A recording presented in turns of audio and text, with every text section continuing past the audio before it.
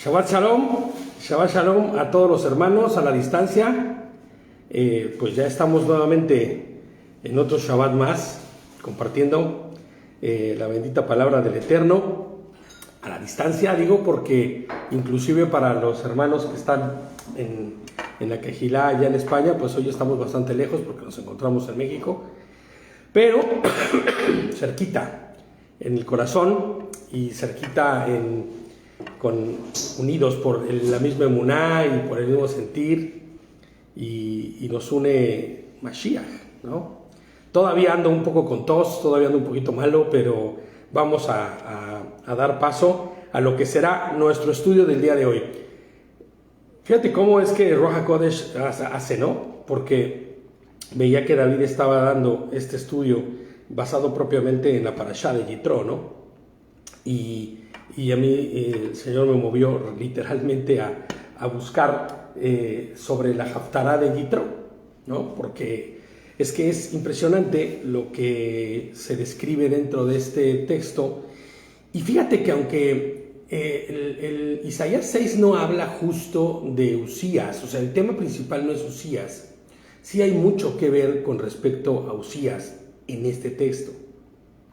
Porque en realidad lo único que hace es citar la muerte de Usías, ¿no? Y lo que hizo Usías, pero en realidad el capítulo va más, o la Haftará va más sobre lo que vive Isaías en el momento en el que está enfrente de la presencia de Adonai. Y también hay muchísimo que ver ahí, pero yo quisiera que pudiéramos también no solo ver la parte de Isaías, sino ahondar un poquito en esto que sucedió con Usías, porque hay mucho que nos deja y mucho que aprender con respecto a lo que Usías vive. Fíjate lo que dice Isaías 6. En el año 1 de la muerte de Usías, vi al Señor, o sea, vi al Eterno, dice Isaías, excelso y sublime, sentado en un trono, las orlas de su manto llenaban el templo. Y yo les pongo como comentario que entre los muchos comentaristas que hay respecto a este pasaje, ¿no? Es interesante ver dos posturas que hay con respecto a esto, sobre la muerte de Usías, y yo me decanto mucho más por la segunda. Algunos comentan y aseguran que la muerte se refiere aquí a la muerte física del rey, pero hay otro grupo que asegura que no es la muerte física del rey, sino la muerte civil, así como suena, civil. Acuérdense que había muerte civil también, ¿no? Y esto era cuando eras quitado del pueblo, ¿se acuerdan? Que esto era cuando eras separado del pueblo por causa del pecado. Y es que tú vas a ver ahorita por qué digo lo que digo. Y yo les pongo aquí, ¿por qué muerte civil? El rey Usías terminó sus días como un enfermo de Sarajat, a lo que se ha traducido como lepra, ¿no? Pero en realidad no era una lepra, porque el Sarajat se quitaba cuando en la voluntad de Adonai era así, ¿no? Esto era consecuencia del pecado, y en este momento es consecuencia del orgullo y de la altivez de este rey Usías, y vas a ver por qué. Les pongo yo en mi comentario, y esto está, ¿no?, literalmente hablando de cómo fue aislado de la sociedad y del pueblo en sí, porque alguien que tenía lepra o Sarajat no podía estar en comunión con nadie, tenía que ser aislado. Ahora, imagina esto siendo rey, o sea, siendo rey, imagínate, que tú tuvieras el Sarajat y que no pudieras ni siquiera sentarte en el trono, o pudieras tener a los cortesanos a tus lados o a los consejeros, porque nadie quería acercarse a ti, nadie quería estar cerca de ti. Y esto está literalmente hablando de que había una muerte social a ojos de todo el pueblo. Ahora, imagínate, estaba bien el rey, y ahorita vamos a ver por qué sucedió esto. Pero imagínate que el rey, o sea, a los ojos del pueblo, ¿qué sucedería con el rey? ¿Por qué se llenó de Sarajat? Lo que sucedía en ese momento es que estaba quedando expuesta o sea, estaba quedando expuesto a la consecuencia del actuar en la vida de, en este caso, el rey. Pero, o sea, esto era una consecuencia y castigo. No te daba Sarajat nada más porque sí, porque aparte no era una lepra común, corriente. Porque mientras que la lepra se iba deteriorando hasta que quedabas completamente destruido y morías, en el caso del Sarajat permanecías con ella. Que es como eso que han llamado la lepra seca, ¿no? Pero tampoco, porque la lepra seca no era contagiosa. Entonces, veamos un poco de quién fue Uzías y cómo fue que terminó Uzías. Vamos a Segunda de Crónicas 26 y vamos a ir al verso del 3 al 5. ¿Segunda de Crónicas? Sí. 26. Perdón, del 3 al 5.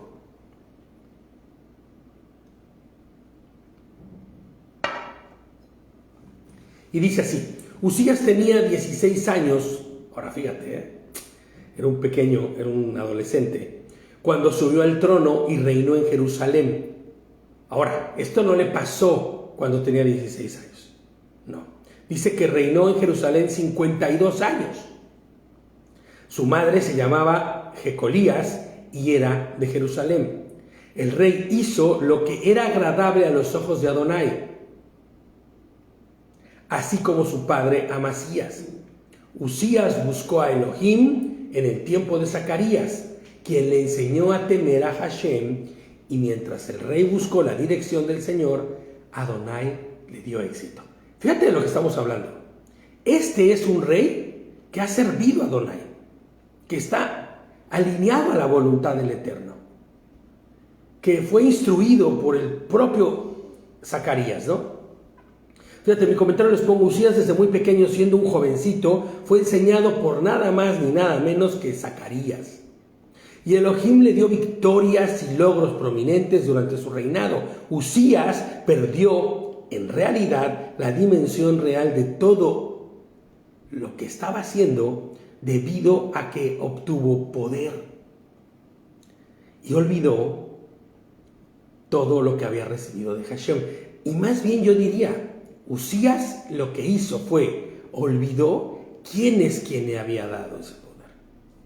Quién es quien le había dado todo eso con lo que él hoy se sentía fuerte, poderoso y tan confiado como para hacer lo que continúa. Fíjate lo que dice 26, el propio 26 donde estábamos, pero avancemos del 16 al 21, unos versitos más adelante. Dice: pero cuando llegó a ser poderoso, porque Uzías se llenó de poder, pero no poder que proviniese de él, sino ¿de quién? ¿De quién provenía el poder de Uzías? Del Eterno, exactamente. Entonces, fíjate lo que dice, ¿no? Uzías también se volvió orgulloso, lo cual resultó en su ruina. Pecó contra Adonai su Elohim cuando entró en el santuario del templo de Adonai y personalmente quemó inciensos sobre el incensario. Y esto me hace recordar muchísimo a los macabeos, ¿no? Siempre hemos hablado, David y yo, con respecto a este tema de los macabeos, que una vez que ganaron la guerra y pudieron rededicar el templo, ellos decidieron que serían ellos los que estarían no solo quemando incienso, sino sacrificando. Y ahí te das cuenta que estaba fuera de la voluntad del Eterno. Inclusive yo podría pensar que inclusive la victoria que tuvieron, ¿no? No estaba en pro a ir en busca de lo verdadero y lo que diera honra y gloria a Adonai, sino propia. Y aquí ves lo mismo, ¿no? Uzías está entrando al templo y diciendo: pues yo, que soy el todopoderoso ya, o el que tiene el control y el poder, yo mismo seré el sacerdote. Oye, Uzías, pero tranquilo, mira, hay una ley que se nos fue dada. Hay unas ordenanzas que dicen que tú no puedes hacer esto. No. Yo tengo y soy quien. Yo tengo el poder y soy quien para hacerlo. Y fíjate lo que sucede. Dice, lo cual resultó en su ruina. Pecó contra Adonai su Elohim cuando entró en el santuario del templo de Adonai y personalmente quemó incienso sobre el incensario. ¿Se acuerdan cuando vimos en Vayikra todas las partes del ¿cómo se llama? Del Mishkan? Bueno, pues había un incensario ahí donde se quemaba el incienso. Ese incensario no podía usarlo o hacerlo arder más que el sumo sacerdote. Recordemos que todo el fuego, y ahorita lo vamos a ver más adelante también con Isaías, todo el fuego que hay dentro del Mishkan, ¿de dónde vino? ¿De dónde proviene el fuego que hay en el Mishkan? Es el fuego que descendió del cielo. ¿Se acuerdan cuando se inició por primera vez el Mishkan? Descendió fuego del cielo, hizo arder lo que había ahí. Y por eso los sumos sacerdotes o los levitas tenían que estar llevando leña continua y no se podían dormir por la noche porque no se podía apagar ese fuego. No se podía apagar ese fuego. ¿Entiendes? Entonces el fuego que hay aquí es el fuego que proviene del Eterno. Y entonces fíjate nada más, Él va personalmente y quema inciensos, sin ser el sumo sacerdote. El Señor había dado una ley y había dado una instrucción perfecta, y era solo los descendientes de Aarón. Fíjate, Azarías, el sumo sacerdote, fue tras él junto con 80 sacerdotes de Adonai, todos ellos hombres valientes. Enfrentaron al rey Usías y le dijeron, y fíjate en qué condición debería estar Usías para que dijera enfrentaron. Muy seguramente igual y hasta entró con su guardia personal y nadie me lo va a impedir, yo lo voy a hacer. Y ahí van los 80 sacerdotes junto con Azarías y lo enfrentan. Enfrentaron al rey Usías y le dijeron, ¿no es a usted, rey Usías, a quien corresponde quemar incienso a Hashem? Eso es función exclusiva de los sacerdotes, pero no de cualquier sacerdote, los descendientes de Aarón, los cuales son apartados para este servicio. Salga del santuario porque ha pecado. Adonai no le honrará por esto. O sea, si creía que él iba a tener una relación mucho más cercana con el Creador solo por ir y quemar incienso, todo lo contrario, te equivocaste, ¿no? Salga del santuario, que Adonai no lo honrará por haber hecho esto. Usías, que tenía en sus manos un recipiente para quemar incienso, o sea el incensario, se puso furioso y mientras expresaba su rabia contra los sacerdotes, ya te imaginarás de qué forma, altivo, soberbio, ante el altar del incienso en el templo de Adonai, o sea, adentro haciendo todo ese show, ¿me entiendes? De pronto, mira, que estaba siendo advertido. O sea, fíjate, que hubiera hecho caso. Sí, arrepentirse. Me arrepiento, perdónenme, sumo sacerdote, tome el incensario, me pongo de rodillas, ore, por favor, interceda por mí, porque no sé en qué estaba pensando. Pues esto nos hace recordar mucho al faraón, ¿no? Bueno, no tiene que ver con el faraón, porque en realidad el faraón era un impío, ¿no? Era alguien que no conocía a Adonai, que no quería conocerlo, pero él dice que había recibido el favor de Adonai por casi 51 años de su reinado. Hombre, lo que pasa es que el orgullo y la soberbia que caracteriza al ser humano es el mismo, seas o no seas del pueblo de Adonai. Más bien, lo que tendríamos que decir es que los que somos del pueblo de Adonai no deberíamos tener orgullo y soberbia, porque esa es la característica del que ya está en el Eterno. Lo primero que debes perder cuando llegas al Eterno es eso, la autosuficiencia, el orgullo y la soberbia. Fíjate, él estaba gritando ante el altar del incienso en el templo de Adonai y de pronto le brotó, Zarajat en la frente. O sea, toda la frente se le llenó de esta tipo lepra. ¡Wow! ¡Qué horrible! Cuando Azarías, el sumo sacerdote, y los demás sacerdotes vieron el Zarajat, lo sacaron del templo a toda prisa, porque si no iba a morir este hombre. Sí. El propio rey estaba ansioso por salir porque Hashem lo había herido. Ahí se le acabó el orgullo, ¿no? Ahí se le bajó completo. Y quién sabe, mira, te voy a decir por qué no. Ahorita vamos a ver. De modo que el rey Usías tuvo zarahat o lepra hasta el día de su muerte. ¿De qué nos habla esto? ¿De qué nos habla esto? Dice, vivió aislado en una casa aparte porque fue excluido del templo del Señor. Su hijo Jotam quedó encargado del palacio real y él gobernaba a los habitantes del reino.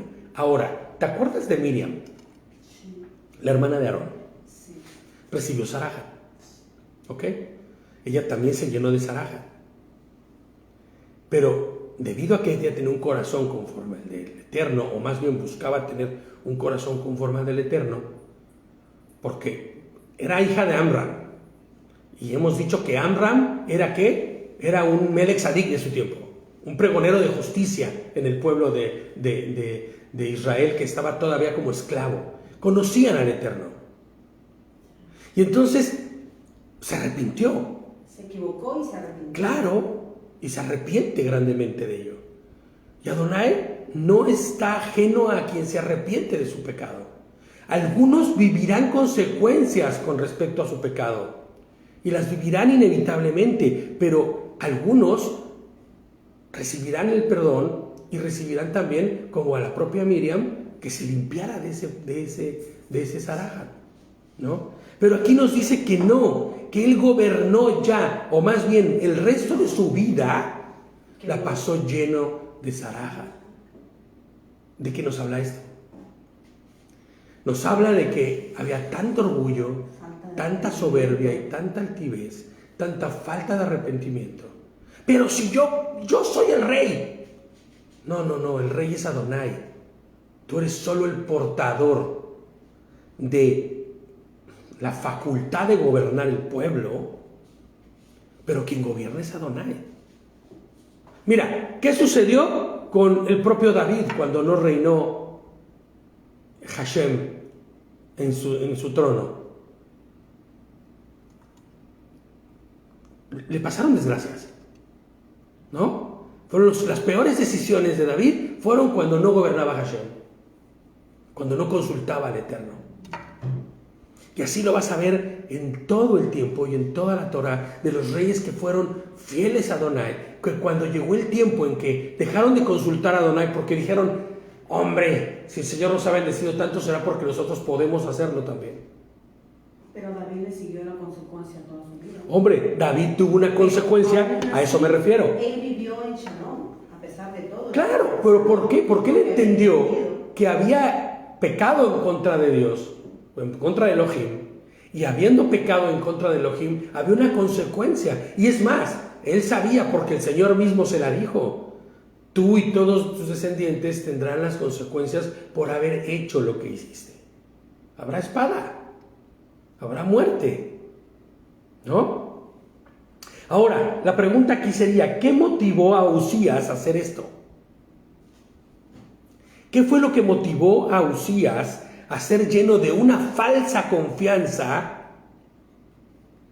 de una, ¿cómo podría decirse? Esto es como un falso poder o como una falsa idea de decir, no, es que si el Señor me ha bendecido tanto, vamos a las guerras y yo con mi propia espada he matado a 15 o 20 en un solo tiro. Es que el Señor está conmigo. No tenemos bajas en las guerras. He gobernado y he sido prosperado en todo. Soy camarada del Señor. Incluso pasando por encima de los que Dios, Hashem, había puesto por delante. El problema es cuando no tienes la Torah en tu corazón. ¿Me entiendes? Porque, a ver, seamos honestos. Y David lo ha dicho infinidad de veces. Y creo que cada uno de nosotros vivimos exactamente lo mismo.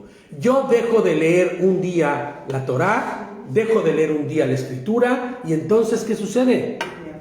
Me pierdo. Y me pierdo de una manera brutal, ¿no? Bueno, pues, ¿qué sucedió con este rey?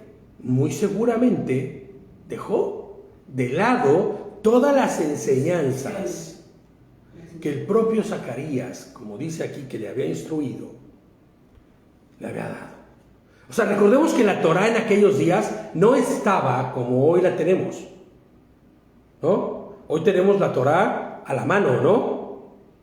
En tu móvil, en tu Biblia. En aquellos días no, pero todas esas enseñanzas eran aquilatadas en el corazón de cada uno de los que habían escuchado y también tenían rollos para poder seguir estudiando.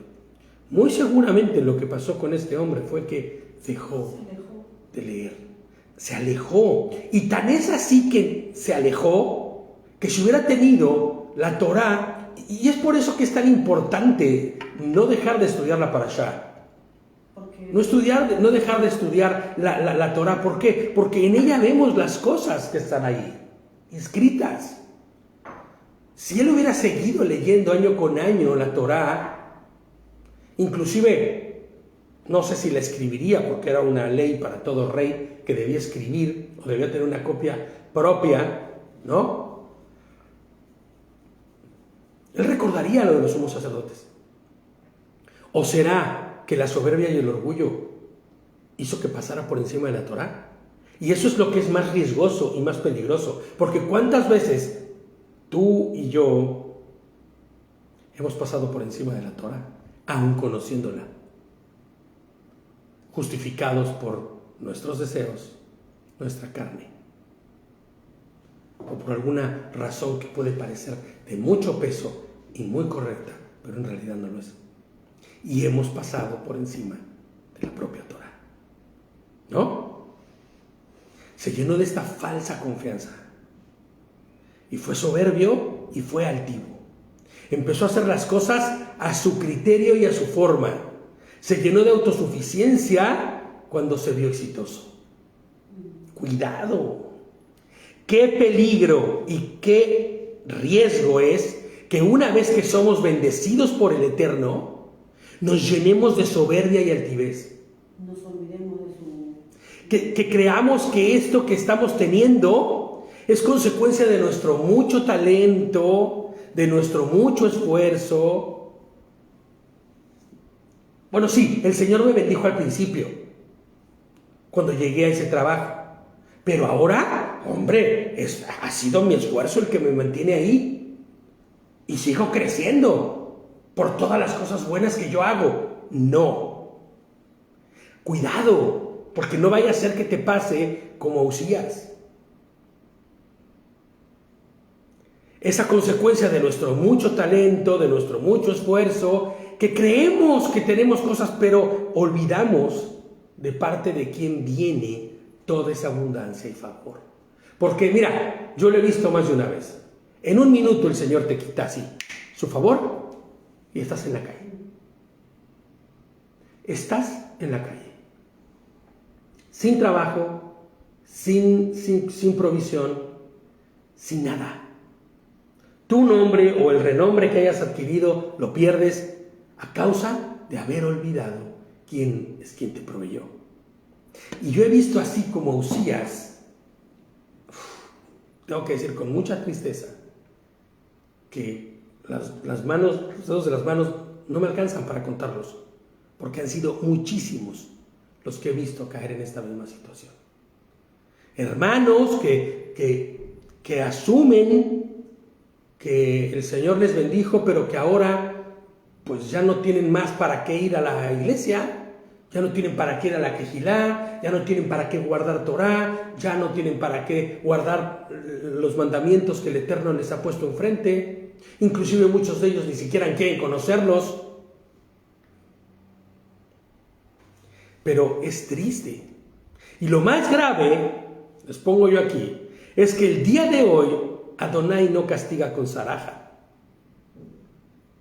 físicamente, pero es aún más grave la forma en la que la afección de los que viven así se manifiesta. ¿Y sabes cuál es esa?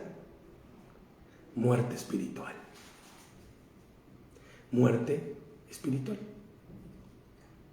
Y esta muerte espiritual, ¿no?, es la que va a hacer mucho más terrible que el propio Zarahat. Y muchos dicen, sí, ¿cómo no? El Señor me ha bendecido. Hombre, el Señor es tan buenecito conmigo. Todos por causa del Señor. Gloria al Eterno.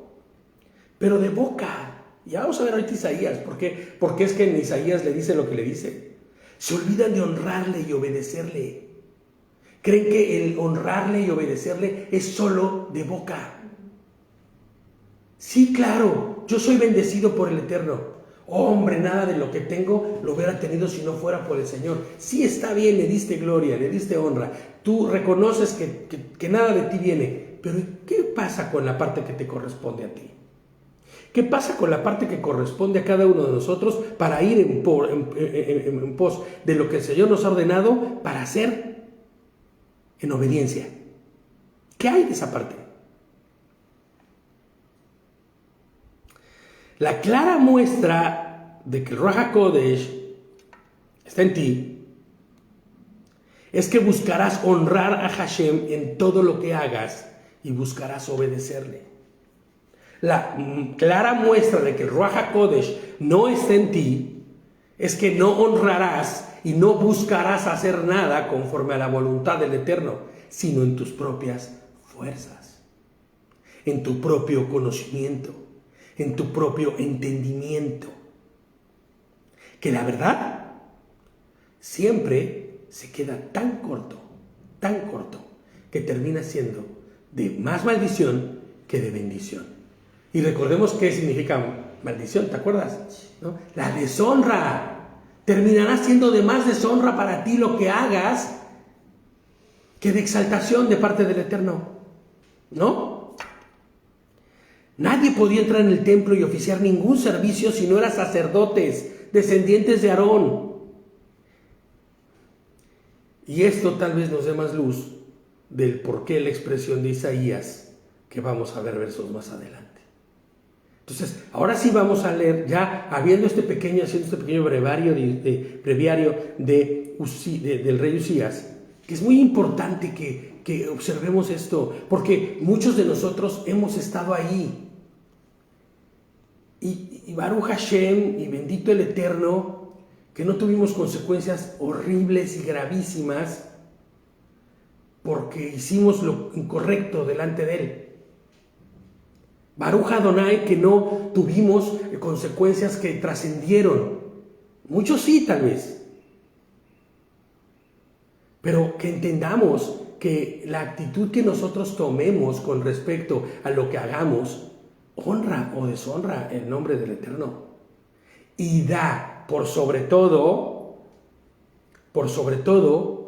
da clara evidencia de si tienes Ruach HaKodesh o no. Entonces, en el año de la muerte del rey Usías, dice el verso 1 de Isaías 6, vi a Adonai excelso y sublime sentado en el trono. Las orlas de su manto se llenaba el templo con las orlas de su manto. Y es importante que el nombre que aparece aquí, en Adonai, no es el nombre de las 4 letras. O sea, si tú vas al original, no dice Yod Hei Bab Hei ahí, sino dice Adonai. ¿Por qué es importante esto? Adonai, siendo propiamente el nombre que describe físicamente, o sea, no físicamente, no, la manifestación física. ¿Te acuerdas, no? Cuando el Señor le entrega a Moshe el nombre, es para que ellos sepan a quién dirigirse, ¿no? Porque, ¿qué significa Yod Hei Bab Hei? Ya vamos a llegar ahí cuando estudiemos Éxodo, ¿no? Pero es que literalmente tendría que traducirse como el Eterno, porque es el que fue y el que será, el Eterno, el que es atemporal, ¿no? Entonces, lo que está haciendo aquí es que está mostrando o está hablando del nombre del cual es para contacto con el hombre. El nombre que se le fue dado al hombre en aquellos días, ya sabemos que hoy tenemos el nombre, por sobre todo nombre, para que él tuviera la manifestación o tuviera el contacto con el Eterno, ¿no? Es curioso, les pongo yo aquí, que sea así, porque si estuviéramos hablando de la manifestación física, ¿de quién tendríamos que hablar? La manifestación física del Eterno, ¿quién es? El Mashiach. Tendría que ser el Mashiach, sí o sí. Fíjate cómo Juan, refiriéndose justo a este versículo, habla en Juan 12:4. Juan se refiere justo a este pasaje de Isaías, cuando está delante de Elohim, cuando escribe esto. Esto lo dijo Isaías porque vio la gloria de Yehoshua y habló de él. ¿Sí te das cuenta, no?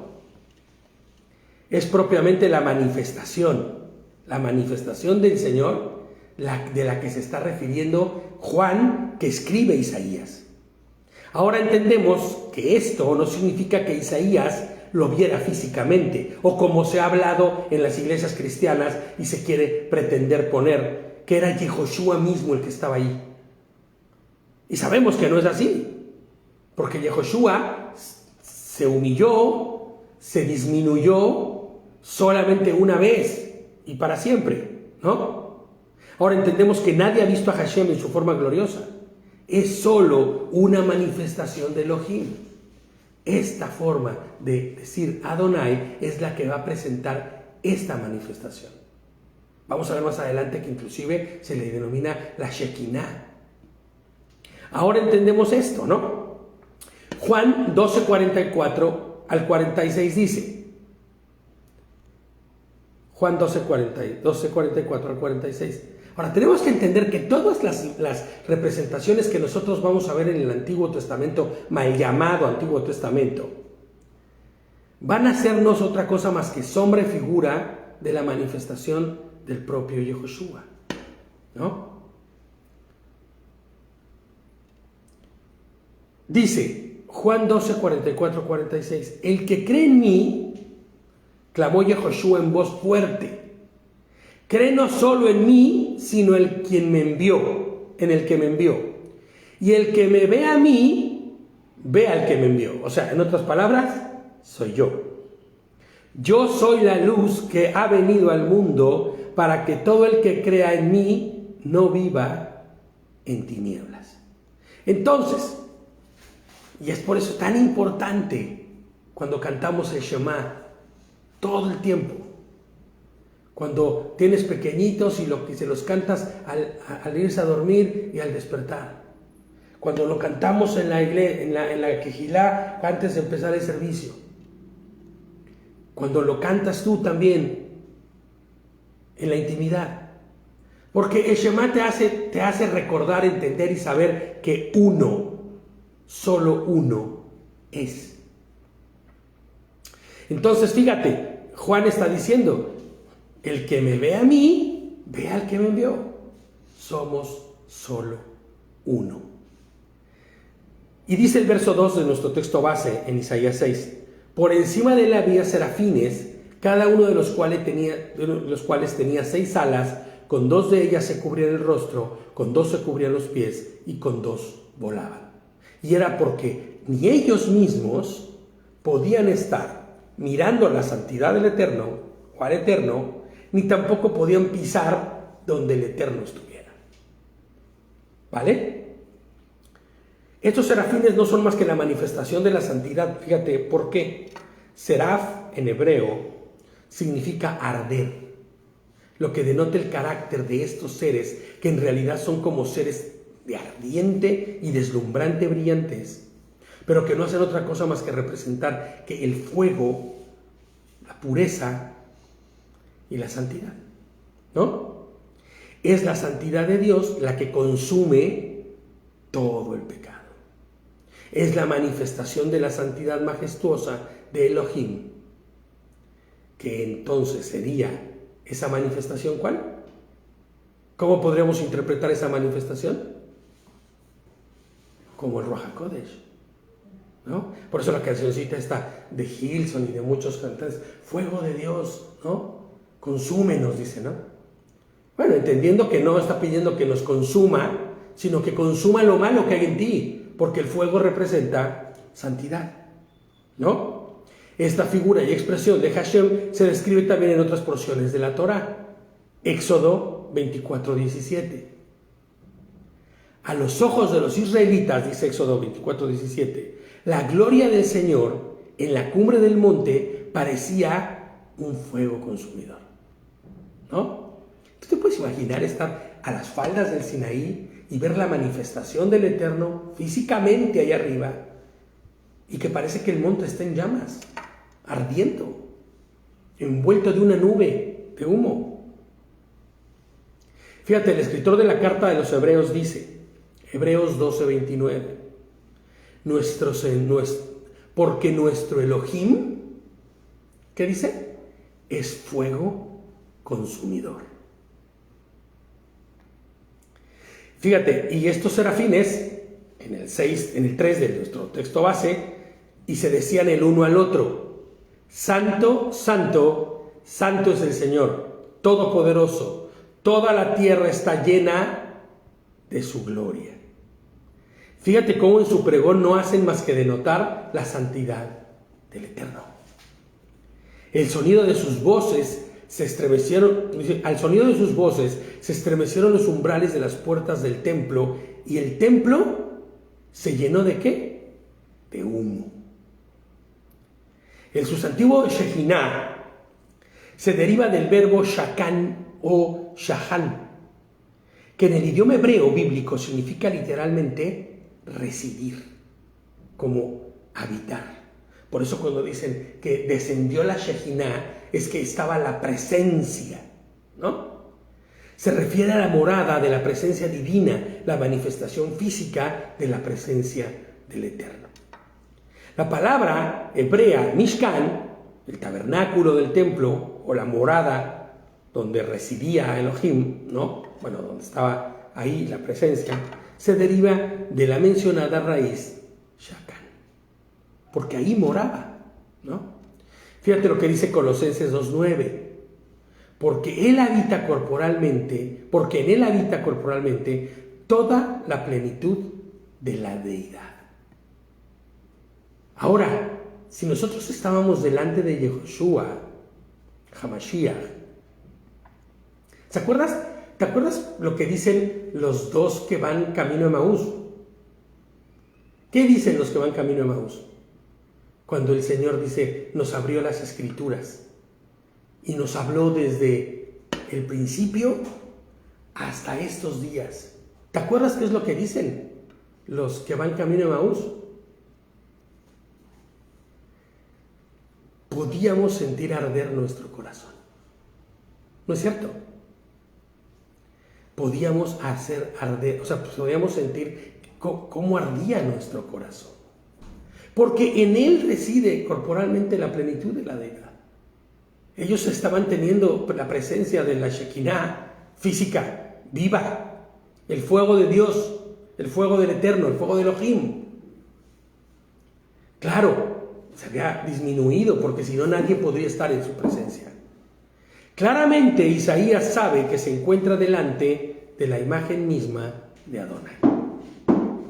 El 5 dice, entonces grité, ¡ay de mí que estoy perdido! Soy un hombre de labios impuros. Ahora, esto de labios impuros en realidad se está refiriendo tamé, no apto para estar delante de la presencia de Elohim, como cualquier ser humano caído, ¿no? Isaías dice, y vivo en medio de un pueblo de labios blasfemos, y no obstante mis ojos han visto al Rey, el Señor Todopoderoso. Isaías sabe que nadie con la naturaleza humana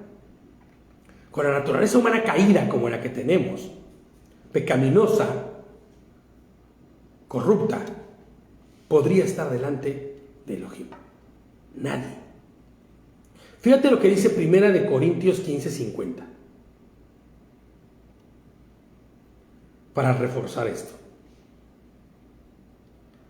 1 Corintios 15:50 dice, pero una cosa les digo, hermanos, ni la carne ni la sangre pueden heredar el reino de Elohim, y tampoco la corrupción puede heredar la incorrupción. ¿no? Isaías sabe que es corrupto.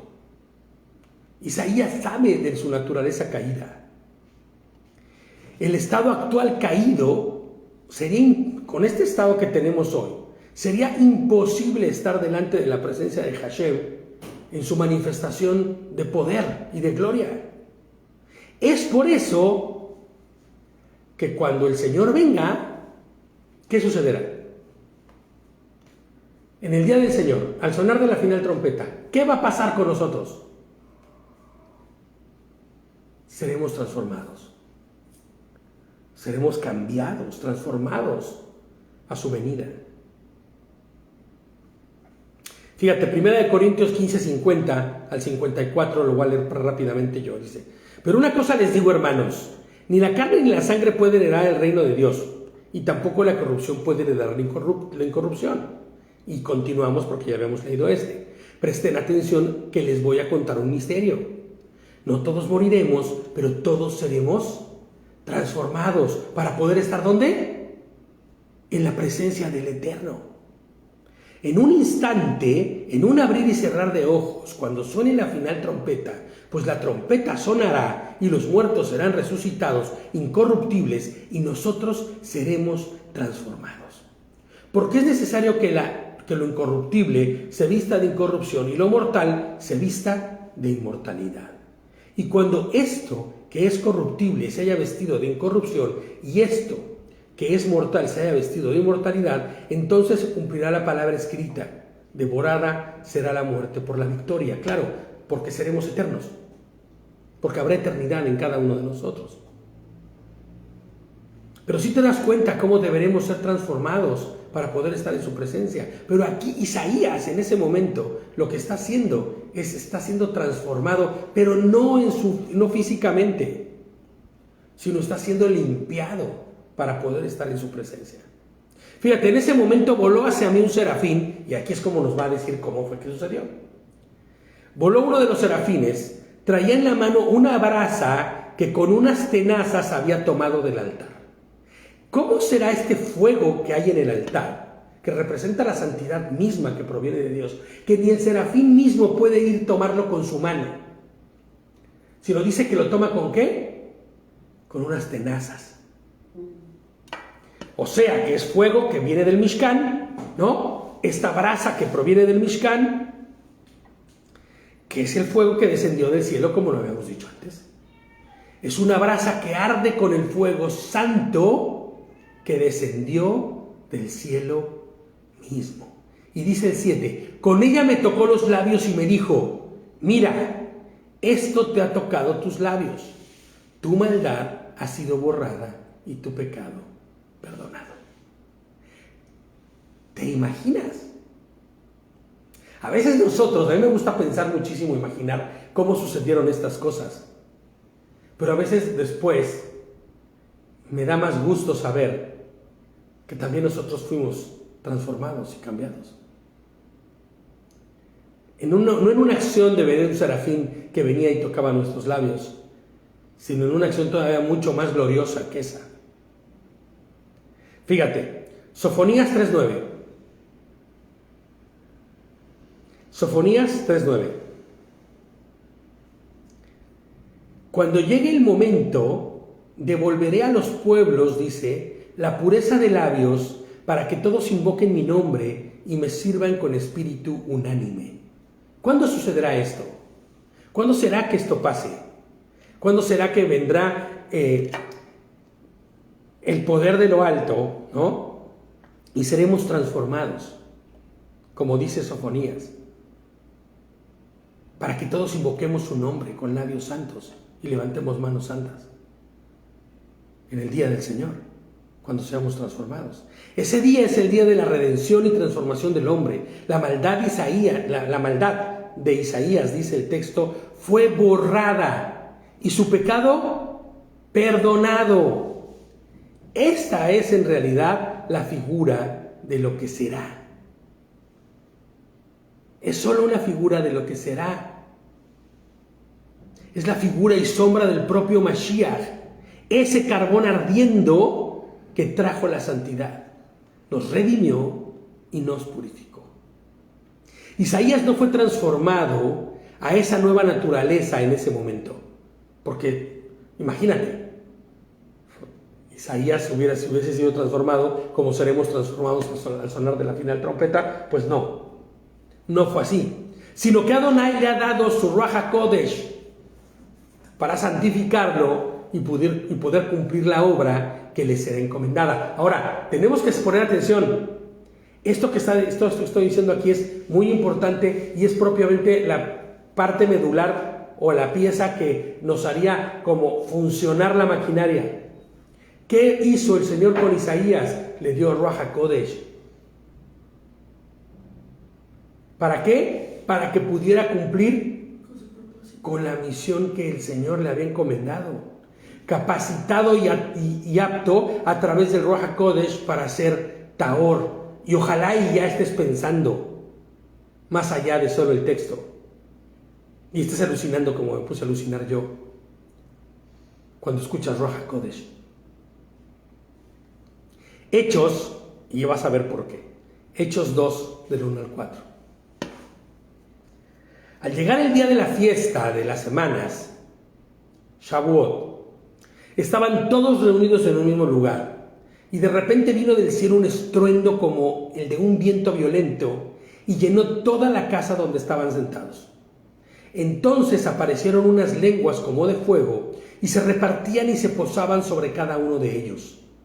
Todos quedaron llenos del Espíritu de Santidad y comenzaron a hablar en otros idiomas, según el Espíritu les concedía expresarse. ¿Eran lenguas como de qué? Como de fuego, ¿no? Los discípulos, tal como Isaías, estaban listos para predicar y hacer conforme a la voluntad del Eterno. La diferencia es que los que recibieron el Ruach HaKodesh en el día de Shavuot, a diferencia de Isaías, los recibieron permanentemente. Eso es lo que, por eso les decía hace rato, que esa es la llavecita que mueve la maquinaria. Y eso es donde nosotros podemos poner mucha atención. Porque la pregunta sería en este momento, ¿el Ruach HaKodesh, el Espíritu de Santidad, está sobre ti? ¿Tienes el Espíritu de Santidad en tu vida? En estos momentos, ¿está el Ruach HaKodesh en ti? Pero ¿cómo poder saberlo, Víctor? Es que, ¿cómo poder saber una cosa tan complicada como esa? Es muy fácil saberlo. Fíjate, obedecer la voluntad de Hashem es la prioridad en la vida de quien no tiene. Ya vas con lo mismo. O entonces se trata de lo mismo, ¿no? Pues sí, se trata de que quien tiene Ruach HaKodesh buscará honrar a Adonai en todo. Quien tiene el Espíritu de Santidad buscará cumplir con la voluntad de Adonai en todo.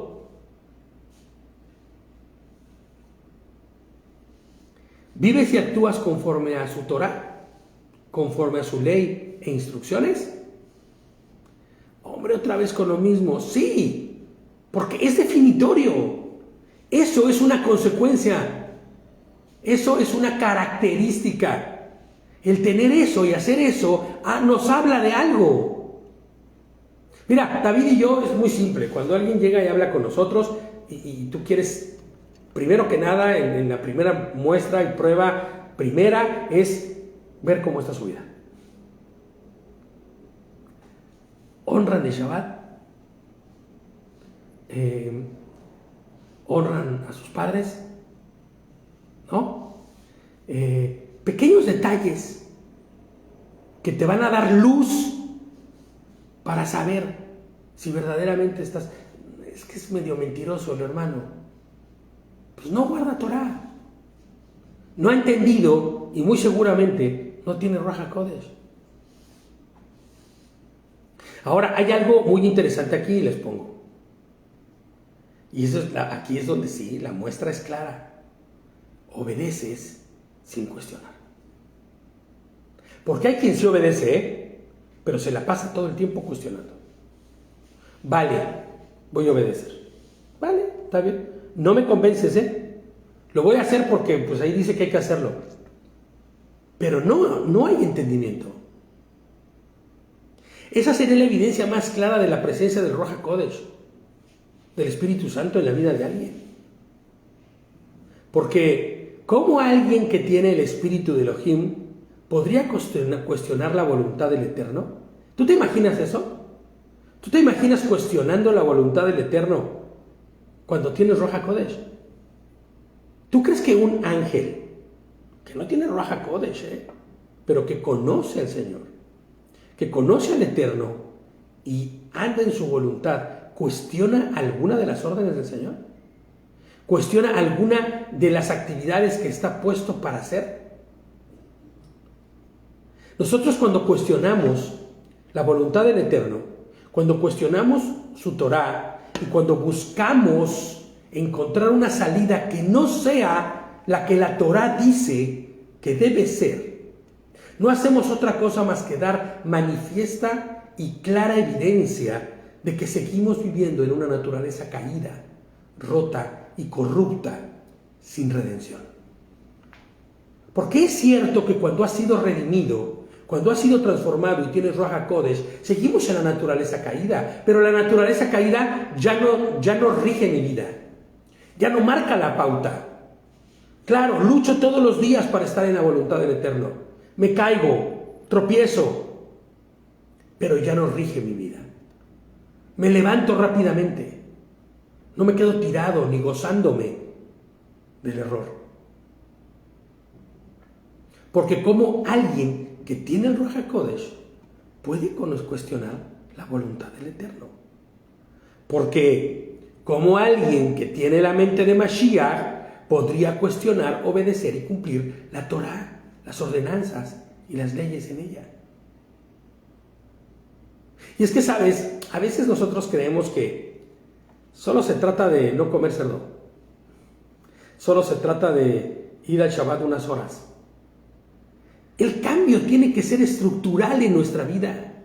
El cambio tiene que ser desde dentro. O sea, tiene que haber un cambio de estructura en tu manera de pensar, en tu manera de hablar.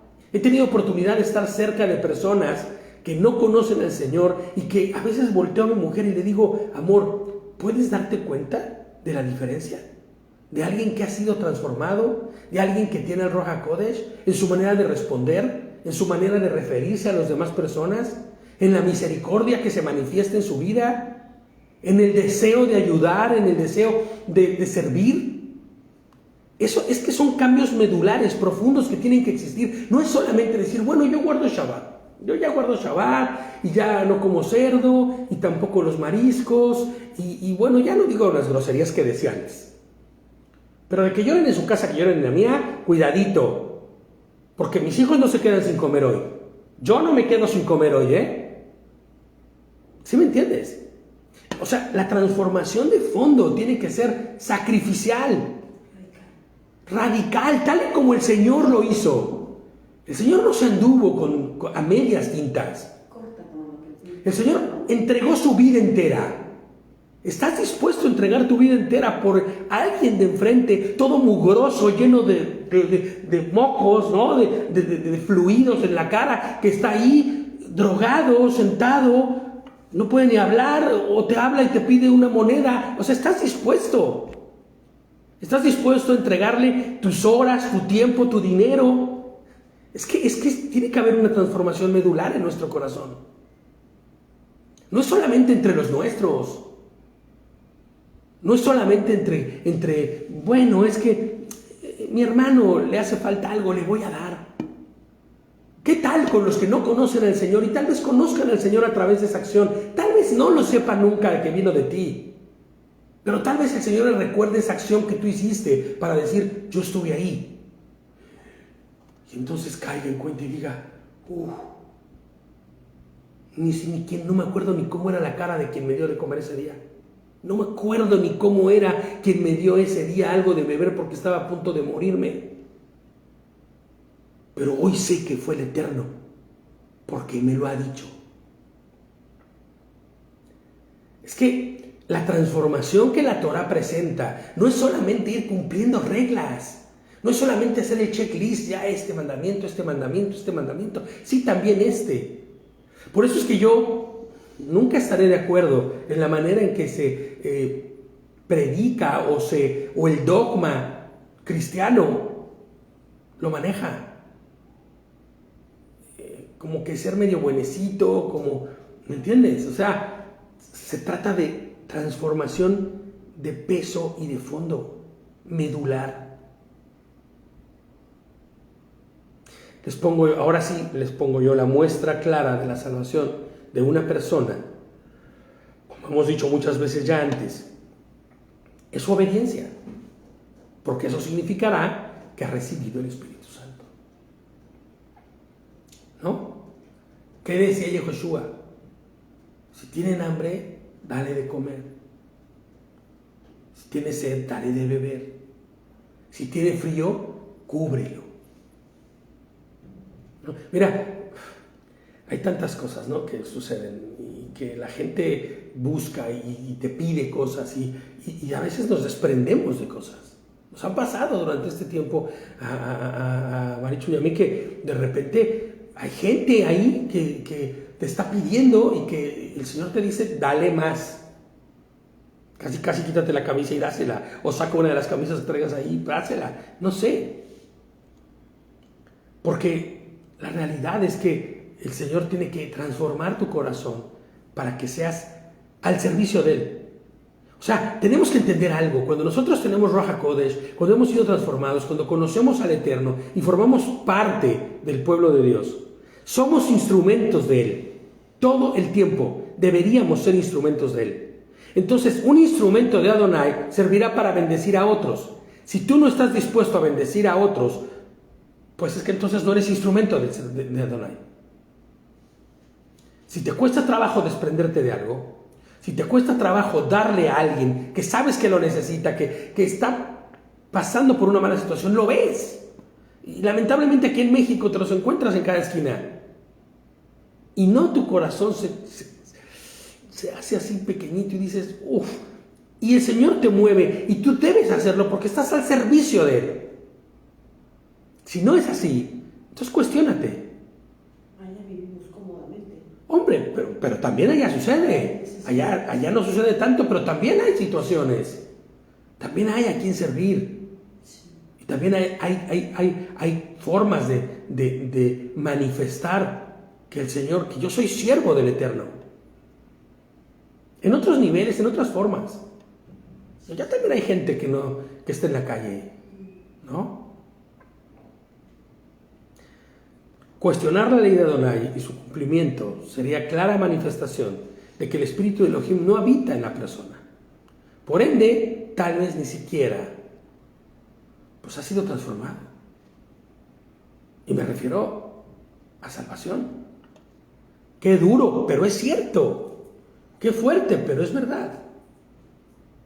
Ahora bien, si tú no cuestionas la ley de Dios y sabes que es verdad, pero no la obedeces. Mira, ¿sabes cuántos hermanos conozco hoy, al día de hoy, que dicen guardar Torah?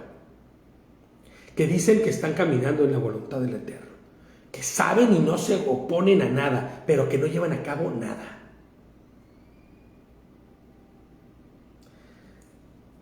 Esa es la clara manifestación que Elohim no habita en él, ¿no? Fíjate.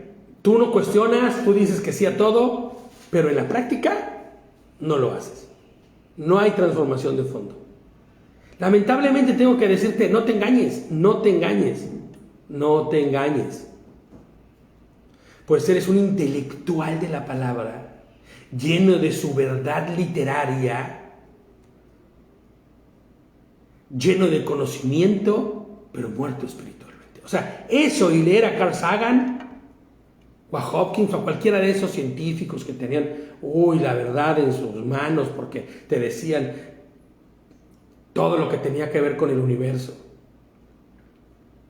todo lo que tenía que ver con la partícula de Higgins, todo. O sea, es el equivalente, ¿sabes? Porque no hay transformación en ti. Un cabezón espiritual, un cabezón lleno de conocimiento, pero con un espíritu muerto y vacío. O lo que es peor, creer que el solo decir que crees es suficiente. Hay cientos de miles allá afuera que se persignan todos los días. Hacen su crucecita invertida todos los días. No sé si lo has notado, pero la cruz que se hace es una cruz invertida, cortita, ¿no? Sí. Pues bueno, ¿qué te dicen? Yo creo, y no solamente en Dios, sino en todos los que anduvieron con Él. Vale. Santiago 4:17. Y esto que voy a decir de Santiago 4:17, sí es para los que creemos, entendemos y conocemos. Recuerden, dice Santiago 4:17 o Jacobo 4:17. Recuerden que es pecado saber lo que se debe hacer y luego no hacerlo. Mi hermano, mi hermana, Javerín, si hoy tú sabes y guardas Torah, pero no haces la voluntad del Eterno, entonces es pecado. Y se te cuenta como si no conocieras nada. O peor aún, porque ya conoces. Entonces oí la voz de Adonai diciendo: ¿a quién enviaré?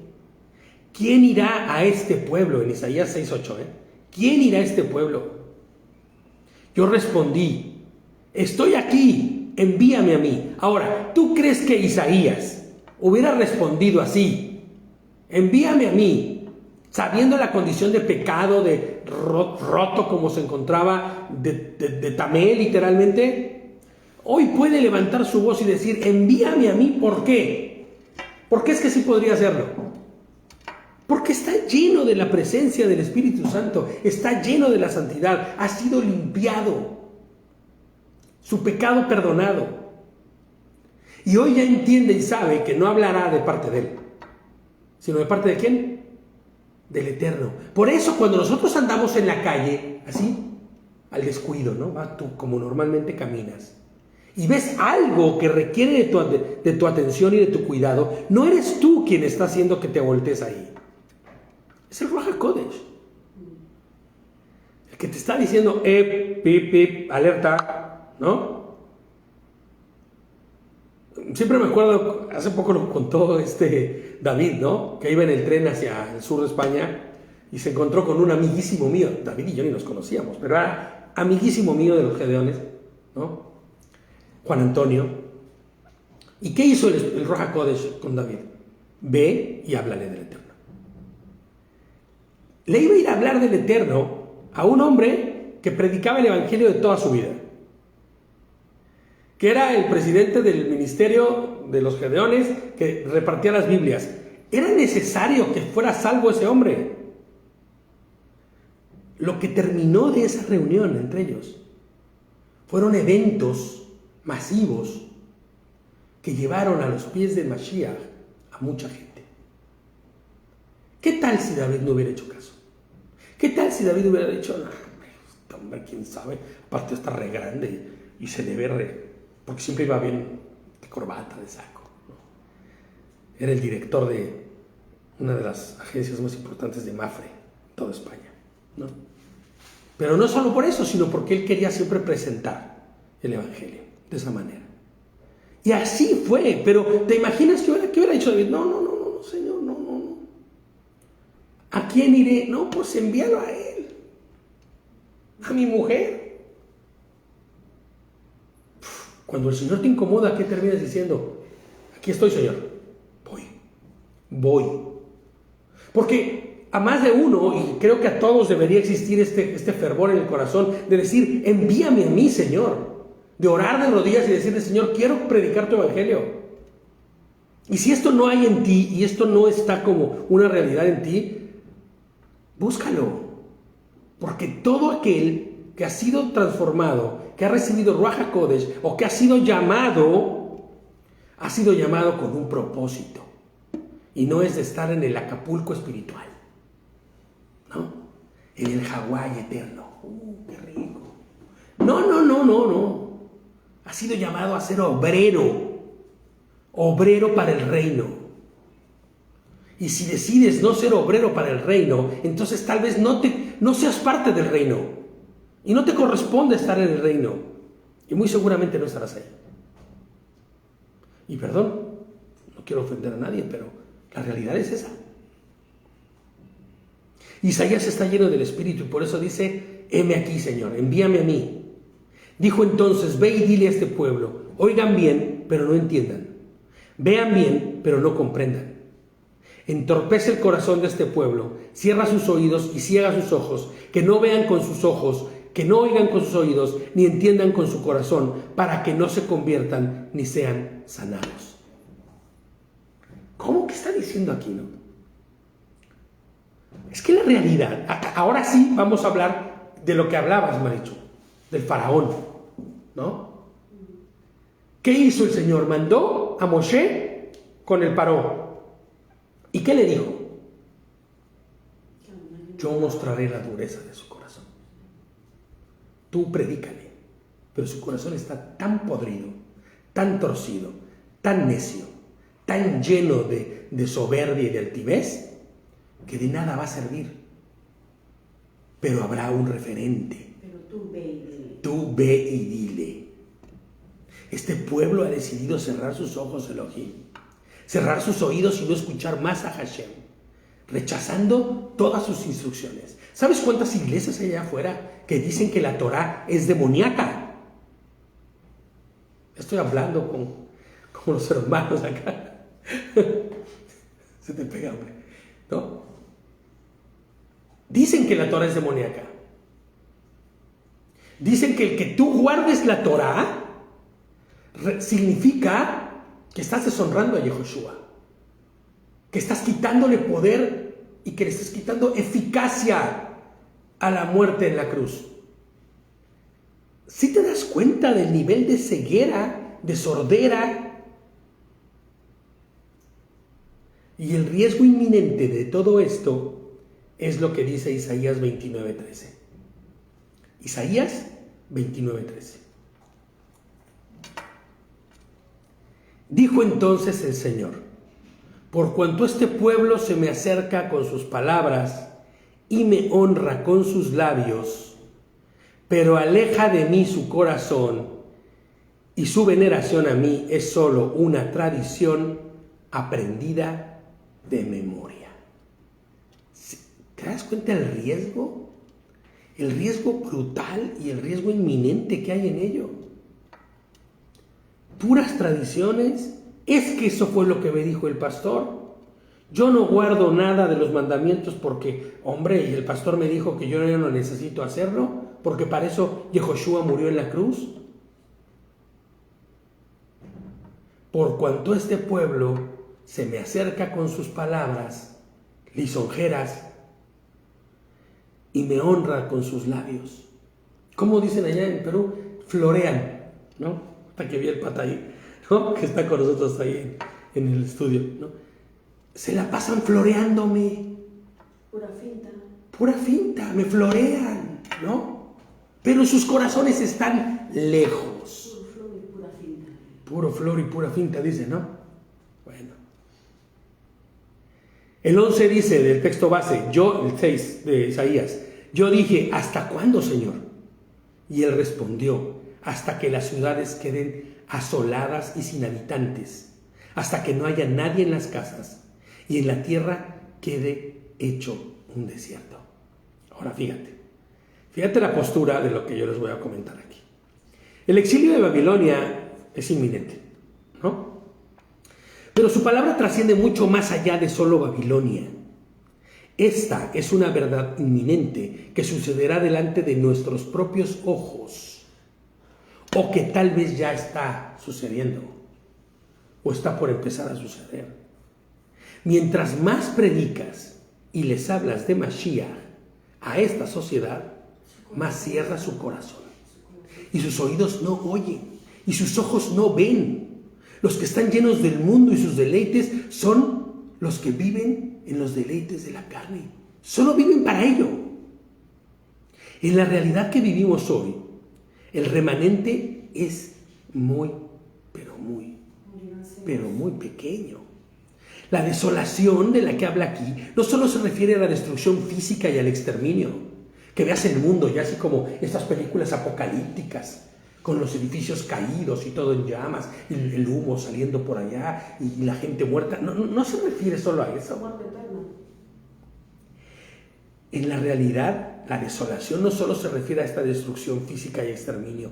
La desolación comienza en los corazones de los que están muertos, así es, secos y vacíos, lejos de la presencia de Adonai, sin vida eterna, así, directo al Seol, directo al fuego que proviene de lo eterno.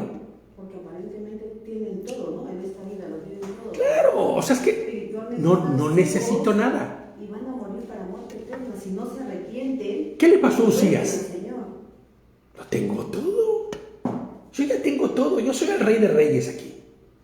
Y el Señor de Señores aquí soy yo. Y tan es así que puedo ir y prender inciensos. Yo mismo, ¿no? Yo mismo.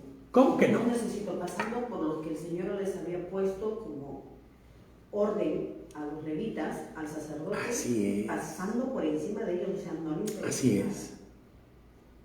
El 12 dice, del texto base del 6 de Isaías, hasta que el Señor haya expulsado a la gente y los lugares abandonados se hayan multiplicado en el país. No pienses en desolación física, piensa Muerte eterna. en espíritus muertos, vacíos, Como hoy día podemos ver lejanos, todo lo que claro. estamos O sea, es que tú, mira, y más cuando vas de vacaciones te das cuenta. todo lo que hemos visto en este Porque, exacto, a la gente creyendo que está contenta, alegre, pero está muerta espiritualmente, cantando canciones absurdas. O sea, dice, y si aún queda en el país la 10ª parte de sus habitantes, este volverá a ser destruido. Pero la simiente santa será como el roble y como la encina que después de cortados aún queda el tronco. ¿Y sabes de qué me hace pensar en esto? ¿Y qué me hace saber este escrito? Que serán cientos de miles los que cerrarán su corazón al Señor. Cientos de miles que vivirán una realidad, una naturaleza caída. Mira los egipcios. Pero a todo esto el Señor, podemos ver aquí que el Señor está dando oportunidad, sigue dando oportunidad, sigue dando, y va a ir Claro. poco a poco limpiando el camino, porque está limpiando el camino. Por eso habla de la simiente santa, ¿sabes? Porque la simiente santa, ¿a quién se refiere con la simiente santa? Claro, a todo aquel que tenga Yehoshua. Esa es la simiente santa. Y dice, y después de cortados, aún quedarán los troncos. O sea, está yendo limpiando. Lucas 19, 41 al 44. Es que inclusive, ¿te acuerdas de los coliseos? Muriendo por cientos y miles los creyentes. Ya no vamos a decir cristianos, porque no. Los creyentes en Mashiach. Los verdaderos creyentes. Que dieron su vida. Estaban muriendo uno tras otro. ¿Y sabes qué? La simiente permanecía. Les importaba. Porque la muerte de ellos La muerte eterna. era ejemplo para otros. De fidelidad, de verdad, de amor, de entrega, ¿no? Propia vida. Con su propia vida. Lucas 19, 41 al 44 dice, ya se acerca la ciudad. Perdóname, leí malísimo. Ya cerca de la ciudad. No se acerca a la ciudad. Ya cerca de la ciudad. Yehoshua lloró al verla. Escucha esto. Y dijo, si por lo menos hoy pudieras saber lo que te puede, dice, si por lo menos hoy pudieras saber lo que te puede traer paz. ¿Sabes qué está diciendo ahí Yehoshua? Si tan siquiera me conocieras, si tan siquiera ciudad entera, habitantes de este lugar, supieran quién soy y entregaran su vida. Por eso ahora está oculto a tus ojos. Porque van a venir sobre de ti días cuando tus enemigos te levantarán un cerco a tu alrededor y te sitiarán y te destruirán por completo a ti y a tus hijos dentro de ti y no dejarán en ti piedra sobre piedra por cuanto no te diste cuenta del momento en que Elohim vino a visitarte. terrible, ¿no? Triste, fuerte. La profecía dada a Isaías, les pongo yo como comentario, se cumplió más de una vez para el pueblo de Israel, pues su obstinación fue tal que aún después de volver de Babilonia, endurecieron aún más su corazón e inventaron leyes y reglas de hombres para justificar sus acciones delante de Hashem, para que no volviera a suceder eso que le sucedió. Pero terminó peor, ¿sabes? Terminó peor porque terminó separando a la gente de la verdad eterna. Ahora no podemos olvidar, les pongo yo aquí, que este juicio del que habla Hashem a Isaías no es un juicio para el mundo y los gentiles. ¿Estás de acuerdo? No es el pueblo Goim el que cierra sus ojos, pues nunca han estado abiertos. Es al pueblo de Hashem al que se le habla. Por eso Yehoshua voltea a ver a Jerusalén y dice: ¿cuánto sería bueno que abrieras tus ojos? Porque dices conocerme, dices ver, pero estás ciego. Ciego. Por eso a mí me preocupan mucho más los que dicen ser creyentes allá afuera y pertenecen a una de las 485,000 denominaciones, que los que no creen o los que nunca han tenido contacto. Porque esos tendrán su contacto en el momento, pero ¿y los que ya lo recibieron? ¿Los que ya le conocieron y dicen haberle recibido? La parte B del verso 13 es abrumadora. Fíjate, porque dice: pero la simiente santa será como el roble y como la encina, que después de cortados aún queda el tronco. ¿Eres parte de esa simiente santa? ¿Eres parte del remanente? ¿Estás dispuesto a ser cortado y todo lo que ello representa? O sea, ¿estás dispuesto a sufrir por el Evangelio? ¿Estás dispuesto a padecer, inclusive hambre, inclusive carencia, perder a los tuyos, perder a un hijo por causa del Evangelio? Eso fue lo que vivieron los creyentes del primer siglo. Y suena fácil, pero yo sé que cuando llegue el momento, si es que llega, y en la voluntad del Eterno esté, Ruach HaKodesh, la santidad de nuestro Señor, la mente de Mashiach nos capacitará para actuar y hacer conforme a su voluntad. Lucas 21:12 dice, Lucas 21:12 y 13: pero antes de que todo esto suceda, a ustedes les echarán mano. Y es que yo digo esto no por cuestión mía, sino porque aquí está escrito. A ustedes les echarán mano, les perseguirán y los entregarán a las sinagogas y a las cárceles. Y por causa de mi nombre los harán compadecer ante reyes y gobernantes. Pero esto les servirá para dar testimonio. Ahí está el tronquito de la simiente, ¿no? El testimonio. Fortalezcámonos en su bendita Torah. Vivamos conforme a nuestra emuná, conforme a este conocimiento que hemos recibido del Señor, fuerte y sólida en Yehoshua. Vivamos fieles obedeciendo sus instrucciones, que se convierten y se transforman en promesas. Estos mandamientos son promesas.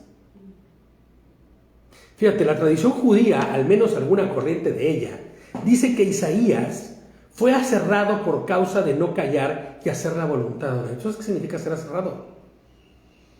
Te parten a la mitad con una sierra.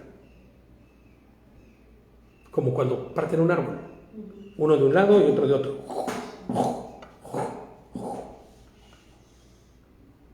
¿No? Tal vez no pase como a Isaías a nosotros, ¿no? Y como a tantos que murieron en la esperanza de la fidelidad de Elohim. Pero estaremos firmes por su Ruach HaKodesh cuando ese momento llegue. No nos echaremos para atrás, para que me entiendas. Pero, ¿cómo será si es que no es el Ruach HaKodesh en nuestra vida? ¿Cómo será si no honramos y damos testimonio de ello? ¿Cómo será si nos cuesta tanto trabajo guardar la Torah de nuestro bendito Adonai? Es que no puedo con esto. Y cuando vengan y te lleven a las cárceles, y cuando tu vida esté en peligro por ello. Porque, hermano, yo creo que no hemos dimensionado lo que está a punto de suceder, pero va a empezar a suceder. Y seremos perseguidos. Muy perseguidos. En China, en Corea del Norte, a la cárcel van por predicar el evangelio. Tienen reuniones subterráneas, o sea, me refiero a subterráneas debajo de la tierra, sino reuniones clandestinas, porque está prohibido predicar de Yehoshua. Está prohibido citar la Torah. Está prohibido leer la Torah. Veía en una película que se escriben versículos, y es que esto es de la vida real, no es solamente ficción. Se escriben versículos, se lo aprenden de memoria, y ya que se lo aprendieron de memoria, se lo pasan el papelito a otro. Y ese se lo pasa a otro cuando ya se lo aprendió. Y el objetivo es que tengan la Torah en su corazón todo el tiempo. Pero obviamente arriesgan su vida por un simple papelito que tiene un versículo. Wow. Dejemos que Hashem nos instruya y consuele con su palabra, como ya lo hemos hecho de costumbre, para terminar, ¿no? Que sea el Señor quien nos hable y quien nos diga. Pon atención y recibe la correcta edificación de esta porción que vamos a leer en este momento, porque vamos a continuar leyendo. Esta porción aparecerá muchas veces la palabra fe en las Biblias comunes. Cada que tú escuches fe, hemos dicho muchas veces, no pienses en la fe como lo mencionan, ¿no? Como eso, apretar y desear, no. Sino piensa en emuná, piensa en educación, ¿vale? Lo que has recibido del Eterno y hoy te hace caminar en su voluntad. Piensa en emuná, en ese conjunto de cosas que define nuestro corazón como creyente en Adonai. Esperanza, certeza, paz, seguridad, el shalom de Elohim, como resultado de haber sido instruidos por Él, de haber sido educados por Él, en su voluntad hecha en nuestras vidas. Porque lo que vamos a leer ahorita es parte de la historia de los hermanos que creyeron, parte de los que no recibieron nada, de los que fueron aserrados y muertos, pero que estuvieron firmes y en el último día estarán en la presencia del Eterno. Vamos a Hebreos 11. Hebreos 11:6. Y dice, en realidad, sin emuná, y eso fue lo que le pasó a Usías. Olvidó la emuná, olvidó la educación que había escuchado de Zacarías. En realidad, sin emuná, sin educación y conocimiento de su voluntad, es imposible agradar a Elohim, ya que cualquiera que se acerque a Elohim tiene que creer que Él existe y que recompensa a quienes lo buscan. Y es sencillo y es muy fácil, ¿no? Todo aquel que cree que en Él existe es porque ha sido educado por Él y entiende y conoce al Eterno. Y por eso dice que recompensa a quienes lo buscan. Claro, su favor está con su pueblo. Y les pongo, fíjate, encuentra en este viaje por el tiempo que vamos a leer ahorita y que vamos a hacer, la fortaleza de todos los aquí mencionados. Hazte fuerte en el dolor de otros. De todos aquellos que aquí mencionados tuvieron que seguir adelante y vivir en la voluntad de Adonai, aún pese a todo lo que sufrieron, y muchos de ellos padecieron. Por la emuná, Noé advirtió sobre cosas que aún no se veían. Con temor reverente construyó un arca para salvar a su familia. Por esa emuná condenó al mundo, ese conocimiento que no quisieron recibir todos. fue lo que condenó al mundo. Y ese conocimiento del Eterno fue lo que salvó a Noé y a su familia. Testificó de su palabra. Y llegó a ser heredero de la justicia que viene por la fidelidad, por el conocimiento a Él. Por la emuná, Abraham, cuando fue llamado para ir a un lugar ir a un lugar más tarde que recibe, para ir a un lugar al que recibiría más tarde como herencia, obedeció y salió sin saber a dónde iba, sin cuestionar. Por la emuná, vivió como extranjero en la tierra prometida y habitó en tiendas de campaña con Isaac y Jacob, herederos también de la misma promesa.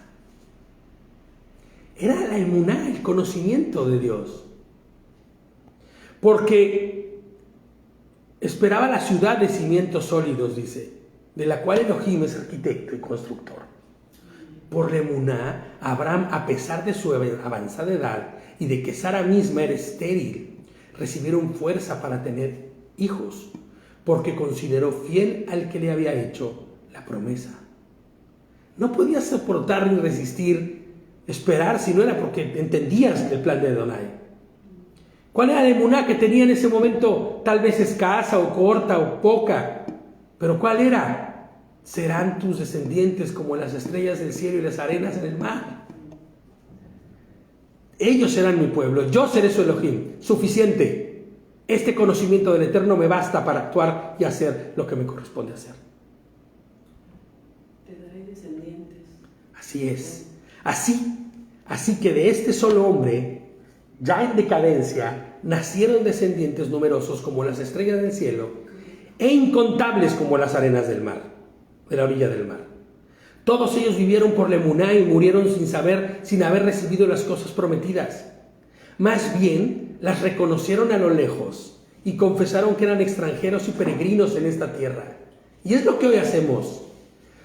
Miramos las bendiciones del Eterno, no las que forman parte y pertenecen a esta tierra, las que pertenecen a la eternidad, ¿no? Y que sabemos que somos peregrinos y extranjeros en esta tierra. Al expresarse así, claramente dieron a entender que andaban en busca de una patria, dice. Si hubieran estado pensando en aquella patria de donde habían emigrado, habrían tenido oportunidad de regresar a ella. Nuestra patria y nuestra nacionalidad ya no es ni la mexicana, ni la española, ni la peruana, ni la cubana, ni la ecuatoriana. Ya no somos nosotros de este mundo. Vivimos en este mundo, pero no somos de este mundo. Y nuestra nacionalidad ya está en la Damá, en lo eterno. ¿No? Fíjate, antes bien anhelaban una patria mejor, es decir, la celestial. Yo no sé, mi hermano, si tú no estés anhelando una patria mejor, pero yo todos los días deseo una patria mucho mejor, donde no haya dolor, donde no haya angustia, donde no haya miedo, donde lo que gobierne sea la voluntad del Eterno, es decir, la celestial. Por lo tanto, Elohim no se avergonzó de ser llamado su Elohim y les preparó una ciudad. Por la emuná, Abraham, que había recibido la promesa, fue puesto a prueba y ofreció a Isaac, su hijo único. Ese es emuná. O sea, yo sé que el Señor me dio una promesa y si es necesario lo va a resucitar. Si yo le corto el cuello. A pesar de que Elohim le había dicho, tu descendencia se establecerá por medio de mí, por medio de Isaac, perdón. Consideraba Abraham que Elohim tiene poder hasta para resucitar a los muertos. ¿Ves? Así es. Y así, en sentido figurado, recobró a Isaac de entre los muertos. En sentido figurado, porque en realidad nunca le pasó cuchillo. Pero sí que en su corazón lo mató. Porque él sabía que aunque estuviera muerto, Adonai lo resucitaría. ¡Qué tremendo! Ese es emuná. Ese es emuná. Por la emuná, Isaac bendijo a Jacob y a Esaú, previniendo lo que les esperaba en el futuro. A uno le dio la bendición y al otro le dijo, pues con la pena, hijo, ¿no? Vas a servir a tu hermano. El mayor servirá al menor, ¿no? Por la emuná, Jacob, cuando estaba a punto de morir, bendijo a cada uno de los hijos de Joseph y adoró apoyándose en la punta de su bastón, en conocimiento del Eterno. Por la emuná, Joseph, al fin de su vida, se refirió a la salida de los israelitas de Egipto y dio instrucciones acerca de sus restos mortales. ¿Tú crees que Joseph estaba prediciendo o estaba haciendo unas veces como de oráculo? Él tenía conocimiento claro de lo que el Eterno iba a hacer. Él tenía conocimiento, el mismo conocimiento que su padre le había contado. ¿Tú crees que su padre, Jacob, no le contó que a través de ellos como hermanos y como estos 12 que son, vendrán naciones enteras? Joseph lo sabía. Joseph fue instruido por su padre. Estuvo muy cerca de su padre. Y por eso les dice, no se van a quedar aquí. No se preocupen. Y cuando el Señor los saque de aquí, no dejen aquí mis huesos. No se dejen aquí mis huesos, sino llévenselos y pónganlos junto a los de mi padre. Junto a los de mi abuelo. Junto a los de mi bisabuelo Abraham. ¿No? Por la emuná, Moshe, recién nacido, fue escondido por sus padres durante 3 meses porque vieron que era un niño precioso y no tuvieron miedo del edicto del rey. No, nosotros somos pueblo del Eterno. A este niño no se lo llevan. Por la emuná, Moisés, o Moshe, ya adulto, renunció a ser llamado hijo de la hija del faraón. En su corazón empezó a investigar. En su corazón empezó a decir, yo soy uno de ellos. Por la emuná, prefirió ser maltratado con el pueblo de Elohim a disfrutar los efímeros placeres que le daba Egipto, que le daba Israel, que le daba el pecado, ¿no? Consideró que el oprobio por causa del Mesías era aún mayor riqueza que los tesoros de Egipto, porque tenía la mirada puesta en la recompensa. Por la emuná salió de Egipto sin tener miedo a la ira del faraón, pues se mantuvo firme como si estuviera viendo al invisible. Claro. Por la emuná el pueblo cruzó el Mar Rojo, como por tierra seca, pero cuando los egipcios intentaron cruzar, se ahogaron. ¿Por qué? Pues porque no tenían la emuná que se requería para cruzar. No creían en el Eterno. Por la emuná, cayeron las murallas de Jericó, después de haber marchado el pueblo 7 días a su alrededor. Fíjate, ¿tú crees que si todos esos que iban marchando, todo el pueblo marchaba alrededor, no creían? ¿No creían en Adonai? ¿No creían en lo que Adonai iba a hacer? ¿No creían en el poderoso de Israel? Si no, no hubieran ido a la marcha. Claro. Por la emuná, la poca emuná que recibió Rahab, la prostituta, no murió junto con los desobedientes, pues había recibido en paz a los espías. Ella entendía, ella sabía que algo había ahí. Este pueblo no es como todos los pueblos. Yo quiero lo que tiene su pueblo. Y he escuchado todas las historias. Y mira en quién se convirtió. Se convirtió en parte del linaje del Mesías cuando se casó con Salmón. ¿Te das cuenta? Qué fuerte, ¿no? ¿Qué más voy a decir? Continúa el escritor de la carta a los hebreos. Me faltaría tiempo para hablar de Gedeón, de Barak, de Sansón, de Jefté, de David, de Samuel y los profetas. O sea, me faltaría tiempo. Me faltaría tiempo para contar todo esto. Los cuales por la emuná conquistaron reinos, hicieron justicia y alcanzaron lo prometido, cerraron bocas de leones, apagaron la furia de las llamas y escaparon del filo de espada, sacaron fuerzas de flaqueza, se mostraron valientes en la guerra y pusieron en fuga ejércitos extranjeros. Hubo mujeres que por la resurrección recobraron sus muertos. Otros, en cambio, fueron muertos a golpes, pues para alcanzar una mejor resurrección no aceptaron que los pusieran en libertad. Otros sufrieron la prueba de burlas y azotes, e incluso de cadenas y cárceles. Fueron apedreados, aserrados por la mitad, asesinados a filo de espada. Anduvieron fugitivos de aquí para allá, cubiertos de pieles de ovejas y de cabra, pasando necesidades, afligidos y maltratados. ¿Cómo está tu vida hoy? ¿Hay algo de esto en tu vida hoy? No tenemos nada de esto en nuestra vida hoy. El Señor nos ha tratado con tanto amor, pero eso no significa que no pueda venir. Esto no significa que no vaya a venir y que seamos maltratados y afligidos. Hay que preparar nuestro corazón. El mundo no merecía gente así. Anduvieron sin rumbo por desiertos y montañas, por cuevas y cavernas. Hoy nos da tanta cosita esto, tanta cosita el otro. Y ellos que anduvieron buscándose la vida. No sé, digo que hoy día uno no tiene mucha comodidad y a veces así nos quejamos de todo. Mucha comodidad y no valoramos lo que verdaderamente tenemos. Y no nos damos cuenta que tal vez el Señor nos quite la comodidad. Eso es lo que significó para todos los de Babilonia salir. Sí. Perdón, todos los que estaban en Israel salir hacia Babilonia.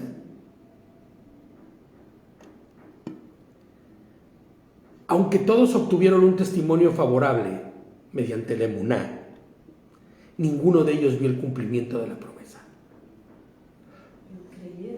Claro, porque ellos sabían que esto era para el futuro, para lo eterno.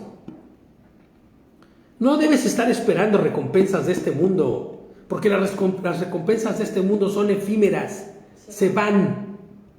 Si lo que deseas es tener un carrazo en la puerta, un caserón de 20,000 habitaciones con 40 baños, si lo que quieres es tener un súper trabajo que te dé todo lo que necesitas, te estás equivocando, porque no es el objetivo de lo que el Señor ha buscado que sea. Pero que el Señor no te da porque sabe que te vas a perder, ¿no? Es que corrompe. Esto sucedió para que ellos no llegaran a la meta sin nosotros. ¿Ya escuchaste? Ellos no vieron el final porque lo van a ver junto con nosotros. Cuando ellos junto con nosotros seamos resucitados en el último día. Pues Elohim nos había preparado algo mejor. En Mashiach, en la eternidad, en Él, en el último día, cuando seamos transformados. Y entonces haya valido la pena decir, hemos perseverado hasta el fin. Hicimos lo que nos correspondía, somos siervos inútiles, solo hicimos lo que nos correspondía hacer, solo obedecimos al Eterno. Amén. Porque nada es nuestro, todo es de Él. Nada es nuestro, todo es de Él. Y no terminemos como un Usías, lleno de Zarahat, que representa la muerte espiritual, la muerte segunda. Entonces andemos conforme a la voluntad del Eterno, preparándonos en la emuná. Por eso somos a veces tan cansinos, David y yo, en guardar, en escuchar, en obedecer, porque eso traerá vida eterna. Que tengamos un enfoque correcto de las cosas, no religioso, sino correcto. Las verdades en Mashiach, las verdades en su Torah y el cómo nosotros damos evidencia de que le conocemos a través de nuestra obediencia. Amén. Pues vamos a dejarlo aquí. No sé cuánto tiempo, no sé si fue muy largo o muy corto, pero vamos a dejarlo aquí. Shabbat Shalom a los de América, porque yo creo que en Europa ya se terminó, pero Shabbat Shalom a todos los hermanos que están todavía festejando esta fiesta preciosa a la que hemos sido convidados todos, y sigamos adelante, sigamos a la meta, prosigamos a la meta de este llamamiento santo que se nos ha dado, para andar conforme a su voluntad, la voluntad del Eterno. Amén. Amén. Shabbat shalom a todos. Shabbat shalom, familia.